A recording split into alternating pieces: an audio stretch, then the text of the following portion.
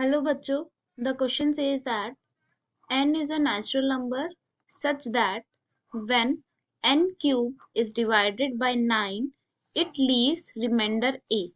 It can be concluded that option A is a perfect cube, A is a perfect square, option B, A is a perfect cube, option C both A and B, option D neither A nor B. Okay, तो इस question में हमें क्या बोला है कि हमारे पास एक नेचुरल नंबर है n, ठीक है, और हमें बोला है कि अगर n क्यूब जो है वो डिवाइडेड बाय 9 है, ठीक है, जब n क्यूब को हम 9 से डिवाइड करेंगे तो उसका रिमाइंडर आएगा ए आएगा उसका रिमाइंडर। तो हमें बताना है कि वो जो ए रिमाइंडर होगा वो क्या होगा, परफेक्ट स्क्वायर होगा, परफेक्ट क्यूब होगा, या दोनों होंगे, या दोनों में से कोई नहीं होंगे। ठीक है, तो हम लिखते हैं। तो अगर हम देखेंगे तो हम किसी भी नेचुरल नंबर को तीन फॉर्म्स में लिख सकते हैं। ठीक है, तो हम लिखते हैं any natural number can be represented by can be represented as okay, कैसे कैसे रिप्रेजेंट हो सकता है, 3p 3p प्लस 1 से और 3p प्लस 2 से। कोई भी नेचुरल नंबर इन तीन फॉर्म से डिफाइन हो सकता है। ठीक है, तो सबसे पहले हम लेट करते हैं कि हमारा नेचुरल नंबर किस फॉर्म का है, 3p फॉर्म का है। ठीक है, अगर हम n क्यूब करेंगे तो हमारे पास क्या आएगा, 3p का क्यूब, ये हमने फर्स्ट केस लिया है। ठीक है, तो 3p का cube it means 27p cube. Okay, और इसको हम कैसे लिख सकते हैं, इसको हम लिख सकते हैं n cube is equals to 9 into 3p cube. इसका मतलब ये जो फॉर्म है ये डिविजिबल है 9 से, और रिमाइंडर हमारा क्या आया है, 0 रिमाइंडर है। ओके, तो इस केस में हमारा जो रिमाइंडर है वो क्या है, रिमाइंडर जो है वो हमारा क्या है, 0 आया है। ठीक है, अब हम देखते हैं, रिमाइंडर हमारा 0 था, for n is equals to 3p, remainder हमारा क्या था, रिमाइंडर हमारा 0 आया है, और 0 क्या है, परफेक्ट स्क्वायर भी है और परफेक्ट क्यूब भी है, इसको हम ऐसे भी लिख सकते हैं। ठीक है, अब हम दूसरा केस देखते हैं, दूसरा केस देखते हैं, for n is equals to 3p plus 1। Okay, अब हम इसका क्यूब करते हैं, 3p प्लस 1 का क्यूब। ओके, और इसमें हम आइडेंटिटी लगाएंगे a प्लस b के क्यूब की। इसकी आइडेंटिटी क्या होती है, a cube plus b cube plus 3ab और a प्लस b, ये आइडेंटिटी लगाएंगे।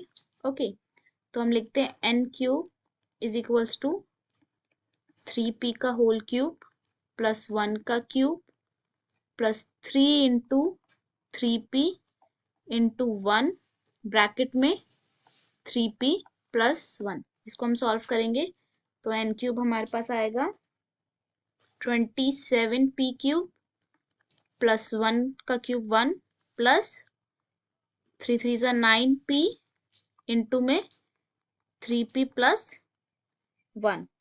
ओके, इसको हम आगे सॉल्व करते हैं, n cube is equals to 27p cube plus 1 plus 27p square plus 9p। Okay, अब हम क्या देख सकते हैं कि इन तीन टर्म्स में से इसमें से इसमें से इसमें से हम 9 कॉमन निकाल सकते हैं।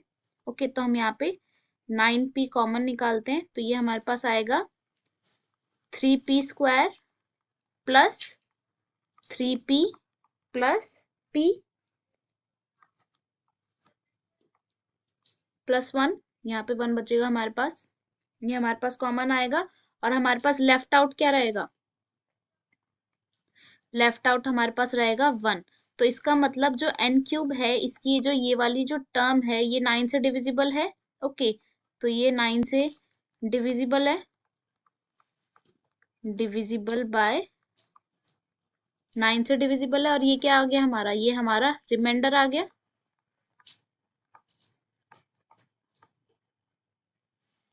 ठीक है, तो इस केस में जो हमारा रिमाइंडर है वो क्या है, 1 है। रिमाइंडर हमारा 1 है, और 1 को हम क्या लिख सकते हैं, 1 को हम स्क्वायर की फॉर्म में भी लिख सकते हैं और 1 को क्यूब की फॉर्म में भी लिख सकते हैं। ठीक है, अब हम तीसरा केस देखते हैं। अब हम थर्ड केस देखेंगे। थर्ड केस जहां पे हमारा n क्या है, 3p प्लस 2 है। ओके, अब हम इसका क्यूब करेंगे, n क्यूब के लिए इसका क्यूब करेंगे, n cube is equals to 3p plus 2 का क्यूब। ओके, अब हम दोबारा ये वाली आइडेंटिटी लगाएंगे a प्लस बी के क्यूब की, which is equals to a cube plus b cube plus 3ab और a प्लस b। ओके, और n क्यूब हमारा फिर क्या आएगा, 3p का क्यूब प्लस 2 का cube plus 3 into 3p into 2 into में 3p प्लस 2। इसको आगे सॉल्व करेंगे तो हमारे पास क्या आएगा, n cube is equals to 27p cube plus 8 plus 3 2 जा 6, 6 3 जा 18 p इंटू में 3p प्लस 2, यही होगा हमारे पास।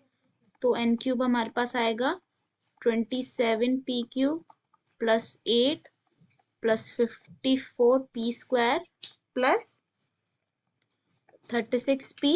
अब हम ये सारी टर्म्स एक साथ लिख लेते हैं, 27p cube plus 54p square plus 36p plus 8। Okay, अब हम देख सकते हैं कि इन तीनों टर्म्स में से हम 9p को क्या निकाल सकते हैं, कॉमन निकाल सकते हैं। तो 9p को अगर हम कॉमन निकालेंगे तो हमारे पास अंदर बचेगा 3p square plus 6p plus 4, ये हमारे पास कॉमन बचेगा और ये हमारे पास रिमाइंडर होगा।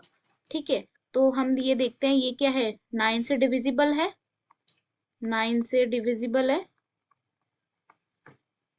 ओके, और ये हमारा क्या है, ये हमारा रिमाइंडर है, ये हमारा रिमाइंडर है। तो रिमाइंडर इस केस में क्या आया हमारे पास, रिमाइंडर आया हमारा 8। ओके, अब 8 क्या है, 8 हमारा परफेक्ट स्क्वायर नहीं है, लेकिन 8 क्या है, परफेक्ट क्यूब है। ओनली किसका क्यूब है, 2 का क्यूब है, ये परफेक्ट स्क्वायर नहीं है, इसलिए जो हमारी कंडीशन है यहाँ पे फेल हो जाती है। तो हम केस 1 में, हमने केस 1 में देखा था, केस 1 में हमने देखा था, केस 1 में हमने देखा था हमारा रिमाइंडर 0 था, जो कि परफेक्ट क्यूब भी है और परफेक्ट स्क्वायर भी है। ओके, हमने केस 2 में देखा था, रिमाइंडर हमारा क्या आया था,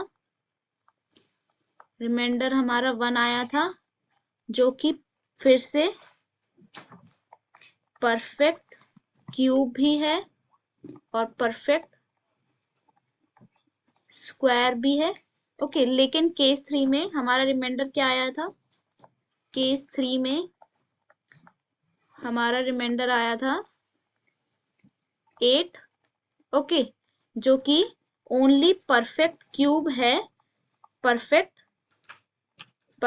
स्क्वायर नहीं है। ओके, तो इसमें से जो तीनों की कंडीशन कॉमन होगी वो कौन सी होगी, परफेक्ट क्यूब की कंडीशन होगी। तो इससे ये निकलता है कि जो हमारा रिमाइंडर होगा वो हमेशा परफेक्ट क्यूब होगा, परफेक्ट स्क्वायर हमेशा हो या ना हो ये डिपेंड नहीं करता, और ये कंपलसरी नहीं है कि वो हमेशा परफेक्ट स्क्वायर ही हो।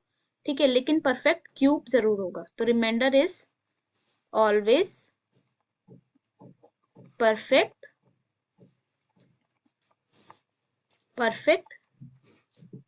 क्यूब। ओके, और यहाँ पे हमारा रिमाइंडर a था, इसलिए a is a perfect cube. Okay, और यही हमारा आंसर होगा। ओके, तो इसलिए यहाँ पे हमारा ऑप्शन नंबर ए जो है वो करेक्ट है। A is a perfect cube. Okay, thank you.